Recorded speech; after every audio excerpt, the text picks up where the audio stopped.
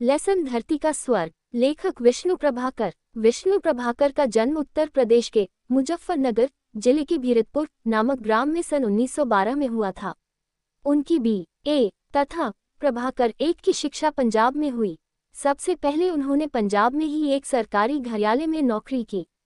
कुछ समय के बाद आकाशवाणी दिल्ली केंद्र में नाटक विभाग के एक अधिकारी के रूप में भी उन्होंने काम किया।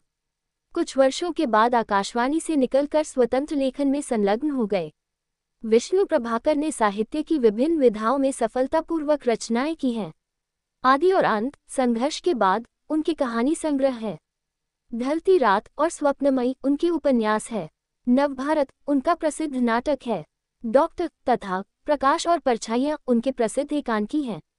उनका नाट्य साहित्य रंगमंच, रेडियो, दूरदर्शन आदि के द्वारा प्रदर्शित तथा प्रसारित हुआ है।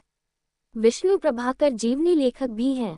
बंगला कथाकार शरतचंद्र के जीवन की प्रमुख घटनाओं पर आधारित उनकी आत्मकथात्मक जीवनी आवारा मसीहा प्रसिद्ध रचना है। इस रचना पर उन्हें सन 1993 में साहित्य अकादमी द्वारा पुरस्कार मिला। अमर रहिए भगत सिंह तथा सरदार वल्लभ भाई पटेल जीवनी साहित्य है। जाने अनजाने, कुछ शब्द कुछ रेखाएं, यादों की तीर्थयात्रा संस्मरण साहित्य है। जमुना गंगा के नहर में, ज्योतिपुंज हिमालय अभियान और यात्राएं यात्रावृत्त हैं। जन समाज और संस्कृति और क्या खोया क्या पाया निबंध संग्रह है।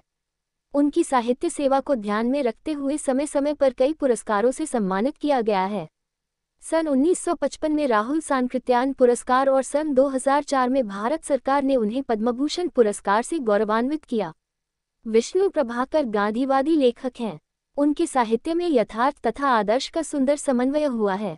सामाजिक कुरीतियों पर उन्होंने तीखा प्रहार किया है। उनका निधन 11 अप्रैल सन 2009 में हुआ। प्रस्तुत पाठ धरती का स्वर्ग में लेखक ने भारत की धरती का स्वर्ग कश्मीर का सुंदर वर्णन किया है। वहाँ के पर्वत, पेड़, झील आदि प्राकृतिक शोभा का प्रभावशाली तथा मनोहारी चित्रण उन्होंने किया है।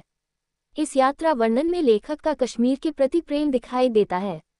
उनके शब्दों में कश्मीर के सौंदर्य को यथावत प्रस्तुत करने का अद्भुत कौशल है। अभी अभी उस भूस्वर्ग से लौटा हूँ, सहसा एक घटना की याद हो आई है। कई वर्ष पूर्व विश्व का भ्रमण करने वाले एक जर्मन पर्यटक से भेंट हो गई थी।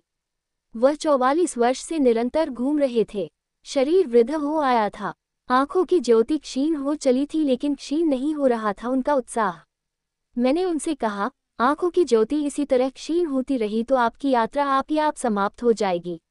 दृढ़ स्वर में उस वृद्ध पर्यटक ने उत्तर दिया, यदि मेरी यात्रा रुक गई तो मैं निश्चय ही अंधा होऊंगा। घूमते रहने से मेरी आंखें ठीक रही है। नई नई चीजें देखता हूं तो ज्योति जैसे लौट आती है। उस दिन नहीं समझा था, लेकिन आज निश्चय ही कह सकता हूं कि वह सत्य कह रहे थे। यदि वे महाशय भूस्वर्ग कश्मीर की यात्रा कर सके होंगे तो निश्चय ही उनके नेत्रों की ज्योति सदा के लिए लौट आई ही होगी। राजतरंगिणी के कवि ने लिखा है कि तीनों लोकों में रत्नों को पैदा करने वाली धरती सबसे सुंदर है। उसके उत्तर दिशा में कुबेर का लोक है, उससे अधिक सुंदर गिरिराज हिमाचल है। हिमाचल से भी अधिक सुंदर है उसकी गोद में बसा हुआ देश कश्मीर। यहाँ की हरित वसना धरती हर क्षण इंद्रधनुष के रंगों से आंख में चौनी खिला करती है। ऊपर हिमशिखर धवल हास्य बिखेरते हैं, नीचे आंगन में मोती के समान जलवाली कलकल निनाद करती सरिताएं और कमलवनों से धान की नीलवनी झीलें खिलवाड़ करती हैं, और रजतवल निर्झर सदा हंसते ही रहते हैं। इस घाटी में दीर्घजीवी पवित्र चिनार की पूजा होती है। सफेदे, चीड़, देवदार, विलो, अखरोट और बादाम के वृक्ष हवा के हिंडोले में झूले झूला करते हैं। केसर की सुरभि, शाली की महक और फूलों की सुगंध हर क्षण मनुष्य का मन लुभाया करती है। किसी दिन यहाँ मेघदूत की यक्षबालाएं और किन्नर कुमारिकाएं अपने नूपुरों की ध्वनि से देवताओं के दिलों में हिलोरे पैदा करती थी। यही कालिदास, 125 मम्मट, सोमदेव और क्षेमेंद्र ने लल्लेश्वरी और महाजूर ने काव्य की प्रेरणा पाई है। यही नीलकंठ शंकर का निवास स्थान है। सचमुच ये पृथ्वी का नंदन कानन है। इस प्रदेश में जाने को किसका मन न करता होगा। फिर सैर के शौकीन व्यक्तियों की तो बात ही क्या। जहांगीर ने मृत्यु से पूर्व अंतिम बार यही शब्द कहे थे, कश्मीर और कुछ नहीं। डल झील में अपने हाउस बोट अलजीरा में बैठा हुआ मैं यही सब सोच रहा हूँ और देख रहा हूँ कि धीरे धीरे प्रभात की अरुणिमा पहाड़ियों पर से होकर घाटी में उतरती आ रही है। दाहिनी ओर के शिखरों पर मेघ इस प्रकार लेटे हैं मानो प्रेमी और प्रेमिका रात की खुमारी के बाद भी अलग न होना चाहते हो। ठीक सामने के शिखर पर शंकराचार्य मानो इस घाटी के प्रहरी हो। सहसा दो बत्तखें तैरती हुई आए और दाहिनी ओर सूखी जमीन पर शांत होकर बैठ गई। देख रहा हूँ वे कई दिन से इसी प्रकार आती है और शांत होकर बैठ जाती हैं। कभी कभी कमलवन के बीच तैरती हुई ये श्वेत बत्तखें ऐसी लगती हैं जैसे कमल पुष्पों को सूर्य का संदेश दे रही हों। तभी इधर उधर से शिकारे लेकर कश्मीरी नारियां अपने काम पर निकल पड़ती हैं।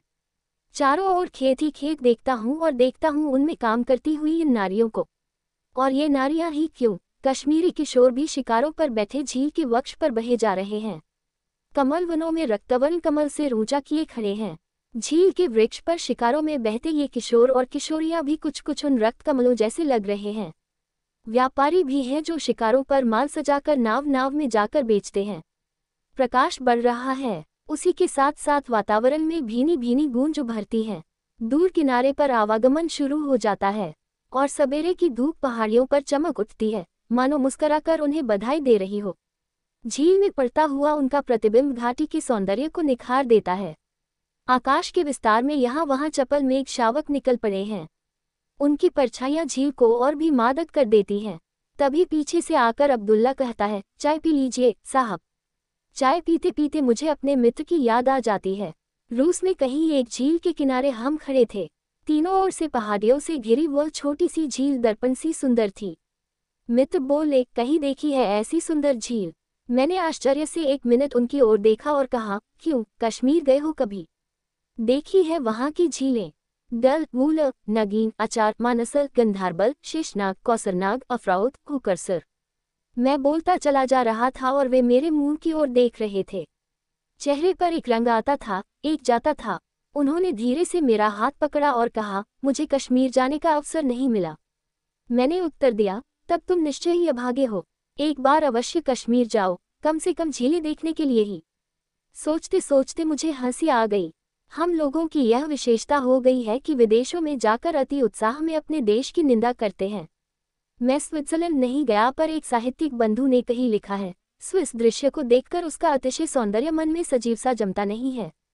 कुछ ऐसे जान पड़ता है कि एक रंगीन चित्र देख रहे हैं। इस पर टिप्पणी करने की आवश्यकता नहीं है, परंतु कश्मीर के संबंध में यह निश्चय से कहा जा सकता है कि वह रंगीन चित्र मात्र नहीं है, सचमुच सजीव है। उसको हम जी सकते हैं, भोग सकते हैं। 5 मील लंबी और 2 मील चौड़ी इस डल को ही देखता हूँ, जीवन से जैसे उमड़ी पड़ती है। इनमें कमल मुस्कुराते हैं और कुमुदिनी लजाती हैं। इसके तैरते उपवन नावघर सैलानी को अचरज से भर देते हैं और रात को जब असंख्य प्रकाश दीप इसमें झांकते हैं तो नंदन कानन की छवि नैनों में उठती है। फौलाद भी पंखुड़ियों की तरह रोमांचित हो आता है। चाय न जाने कब की समाप्त हो गई। हमें नगीन पहुंचना है। नगीन जो नाना खेलों के लिए प्रसिद्ध है, जो छोटी सी स्वच्छ जल की झील है जिसमें युवक युवतियां तैरते हैं, नाव खेते हैं। मैं आत्मविस्मृत सा कहीं का कहीं पहुंच जाता है। उस दिन संध्या हो आई थी। नगीन के तट पर क्लब में कश्मीर का लोक संगीत मुखरित हो रहा था, पर मैं देख रहा था नगीन के जल को जो संगीत की मधुर ध्वनि से स्तब्ध हो रहा था। कभी कोई रोमानी युवक या युवती साब लेकर आते, मादकता से खिलखिलाते। तब जैसे उनकी आत्मा की तरह ये भी प्रेम की सिहरन से तरल हो उठती। सहसा एक मित्र बोल उठे थे। मैं बाहर सबल गया था। क्या गरिमा है उसकी। चारों ओर ऊंचे धवल शिखर राजसी मुद्रा में खड़े हैं, मानो उसकी स्वच्छता और सुंदरता को निहार रहे हों। छन सकते हूँ कि कहीं वह मैली न हो जाए। वह सबसे गहरी है। उसका हरित नील जल उसे अद्भुत सौंदर्य प्रदान करता है। सूर्यास्त की फोटोग्राफी के लिए वह आदर्श है। उसका सूर्यास्त प्रकृति को स्तब्ध कर देता है। मैंने भी मानसल को देखा है, फिर भी मैं उस वर्णन से गदगद हो उठता हूँ और उसी क्षण मुझे शेषनाग की याद हो आती है। लगभग 12,000 फुट की ऊंचाई पर उस हरितवर्णी झील में जब ब्रह्मा, विष्णु, महेश नामधारी 3 धवल शिखर झांकते हैं तो पृथ्वी और अंबर दोनों मचल मचल उठते हैं। मैं उसे देखता ही रह गया था।